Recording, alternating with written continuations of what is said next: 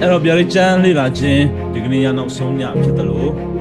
နောက်ပိုင်းကျမ်းနောက်ဆုံးသောကာလနဲ့ကြွလာခြင်းရဲ့ဗျာဒိတ်ကျမ်းရဲ့ဆိုတော့မှတည်တံ့ကျွန်တော်ဆီမနာတစ်ခုလုံးနိုင်ဖို့ရန်အတွက်ဖြာသင်ပြန်ဆင်ပေးကျွန်တော်အားလုံးဆောင်သွားမှာဖြစ်ပါတယ်လို့ဆိုတော့ဗျာဒိတ်ကျမ်းတင်မကပဲねပေါ့နော်ကျွန်တော်ဒီဗျာဒိတ်ကျမ်းလေ့လာရင်းနဲ့ကျွန်တော်အနေငယ်ချိတ်ဆက်မိတဲ့အရာလေးတွေခုနှစ်နှစ်ကာလဆိုတာရှိမယ်ဆိုတော့ကျွန်တော်လေ့လာခဲ့တယ်အဲ့ဒီခုနှစ်နှစ်ကာလရောက်တဲ့အထိတောက်လျှောက်စစ်ပွဲနဲ့ပြည့်စည်ခြင်းကတော့လျှောက်ရှိမယ်လို့ဒိုင်လာခန်းကြီးကိုငွေ26အရာကျွန်တော်သိရပါတယ်နော်ဒီ wars and desolation လို့ခေါ်တယ်စစ်ပွဲတွေနဲ့ပြည့်စည်ခြင်းနဲ့ဆိုင်တဲ့အရာတွေကိုစီရင်ထားတယ်ဆုံးဖြတ်ထားတယ်ပေါ်ပြထားတယ်အဲ့တော့အဲ့မှာဒိုင်လာတတရင်ကခုနှစ်နှစ်ဖြစ်တယ်ခုနှစ်နှစ်ရဲ့အလေကနော်သူရ3နှစ်ခွဲနှစ်ပေါင်း1260 3နှစ်ခွဲက tribulation လို့ခေါ်တဲ့ဆင်းရဲဒုက္ခကာလဖြစ်ပြီးမှဒိုင်လာအခန်းကြီး7အပိုင်းငယ်7ကနေ7တိကိုကြည့်တဲ့အခါမှာအဆုံးက1290ကြာမယ်လို့ပြောတယ်ဒီပျက်စီးတတ်သောယွန်ရှာပွဲ site ထူတဲ့အချိန်ကနေစပြီးမှ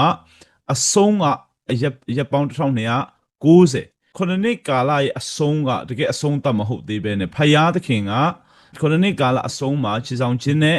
ဆိုင်တဲ့နမိတ်တွေရှိမယ်အမျက်တော်သွန်းလောင်းခြင်းတွေရှိမယ်ပြီးတဲ့အခါမှာဒီနောက်ဆုံးသောကာလကိုအဆုံးသတ်မှာဖြစ်တယ်ပြီးတဲ့အခါမှာဒီသားရဲနဲ့လောကီသားတွေအာနာဇက်တွေအားလုံးကိုအတ္တမလူတွေရဲ့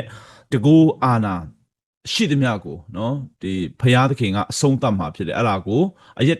1290ကြာမယ်ဆိုတော့မှဒိုင်လာကိုဗျာဒိတ်ပေးထားတာဖြစ်ပါတယ်အရက်1335အထိငတ်လင့်ပြီးမှီတဲ့သူတွေကတော့မင်္ဂလာရှိတယ်လို့ပြောပါတယ်ဆိုလိုတာက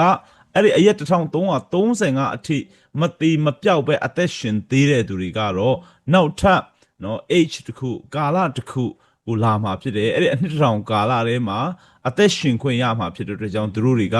အမင်္ဂလာတွေကနေပြန်ပြီးမှမင်္ဂလာခံစားခွင့်ကိုရရှိမှာဖြစ်တယ်ဒါပေမဲ့ဒီမင်္ဂလာကထာဝရမင်္ဂလာမဟုတ်ဘူးဆိုတော့ကိုတတိပြုဖို့ရန်အတွက်ဖြစ်ပါတယ်အဲ့တော့အနှစ်ပြီးတဲ့အခါမှာအနှစ်တစ်ထောင်ကာလအနှစ်တစ်ထောင်နိုင်ငံတော့စတင်မှာဖြစ်တယ်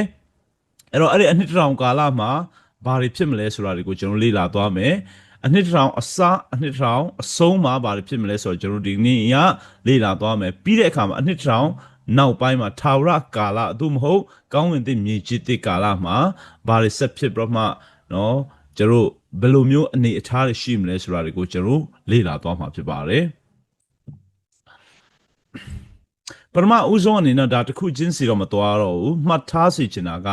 ယုံကြည်သူဒိုင်းနဲ့ဆိုင်နဲ့ပဋိညာဉ်တရားသစ်ယုံကြည်သူအသင်းတော်နဲ့ဆိုင်တဲ့